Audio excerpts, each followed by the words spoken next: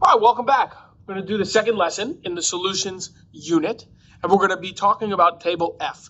And we're going to understand how it works, how to read it, how to understand if something is going to be soluble or insoluble. And let's get right into it. So this table gives a lot of students problems, just because I think there's a lot of information jammed in a small area. Okay, but once we decipher and break these apart, I hope that it makes it a lot easier. So ions that form soluble compounds is the first column that we're going to look at. So this is where we're going to focus for right now. I'm going to call this a main column, right? This is main, a main part of this whole table. So what this means, what this whole column refers to, is any ion listed in this table bonded to anything else, doesn't matter what it's bonded to, will always form a soluble compound, will always form something that dissolves. Okay, so all of these, sodium ions, ammonium ions, nitrate, acetate, hydrogen carbonate, chlorate, halide, and sulfates.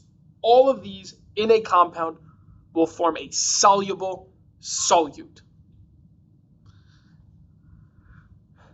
I'm going to skip over the next column for right now, and we're going to go to this column.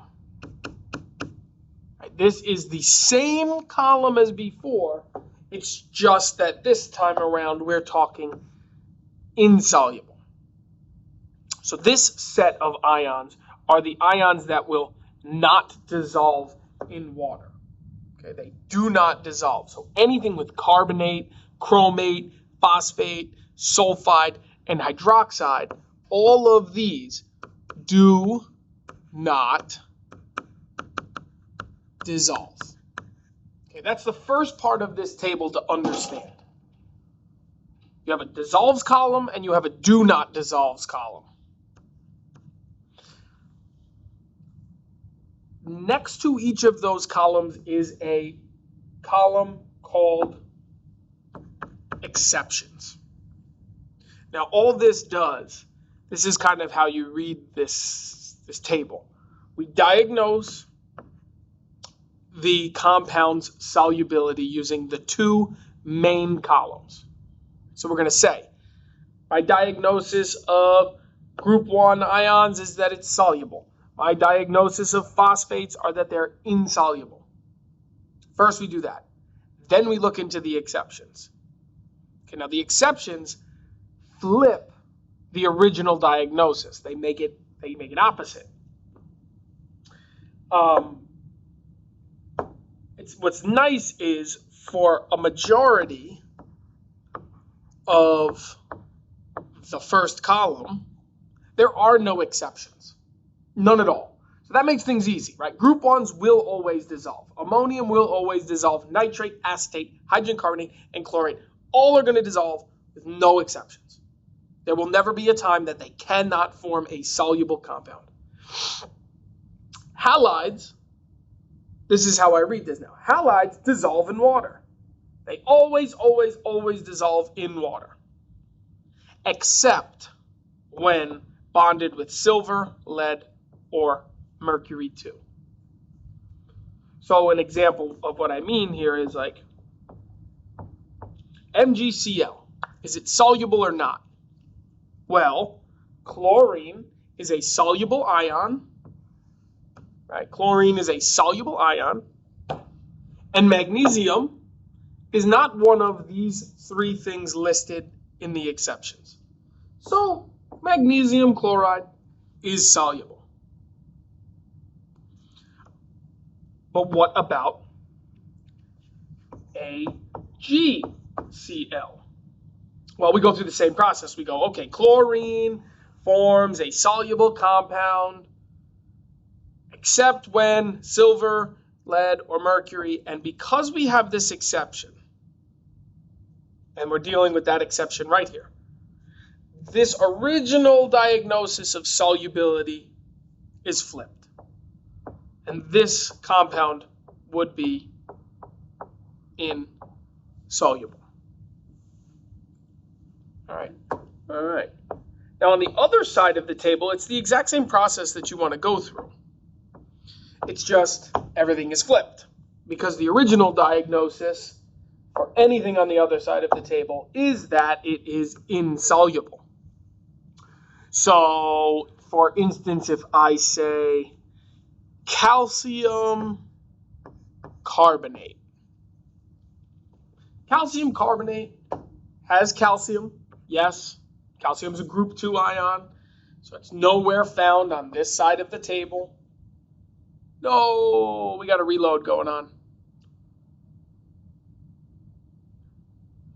Pause for this moment of intermission. There